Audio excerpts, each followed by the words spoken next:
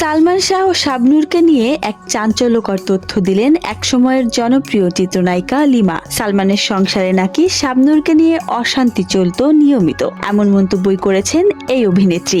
গণমাধ্যমের সঙ্গে আলাপকালে তিনি কথা বলেন। লিমা বলেন, আমার জন্ম সার্থক হয়েছে সালমান শাহর সঙ্গে ছবি করতে পেরে। বেশ উচ্ছ্বাস নিয়ে তিনি কথা বললেন সালমান শাহর ছবির নায়িকা লিমা।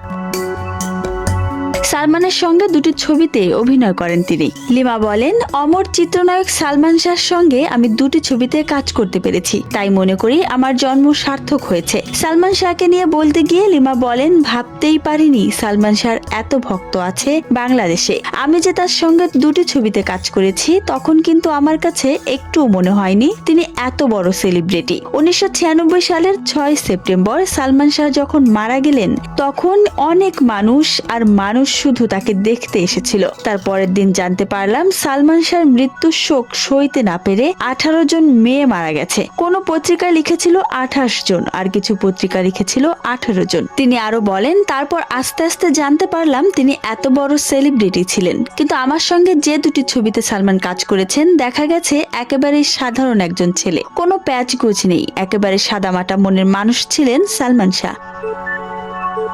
শাবনূরকে নিয়ে অশান্তি চলত জানিয়ে লিমা বলেন, আমার মনে কষ্ট লাগে, 29 বছর পার হলো তার মারা যাওয়ার রহস্য জানতে পারলাম না। সালমানকে আমি অনেক মিস করি। তার সংসারে অশান্তি চলত নায়িকা শাবনূরকে নিয়ে। তবে সালমানের স্ত্রী সামিরা আমারও শুটিং এ আসতেন, কিন্তু আমার সঙ্গে বান্ধবীর মতো আচরণ করেছিলেন। তাকে যেই মারুক না কেন যেন তার শাস্তি হয়। সালমান যেখানেই থাকুন যেন ভালো থাকুন, দোয়া রইল। Yeah.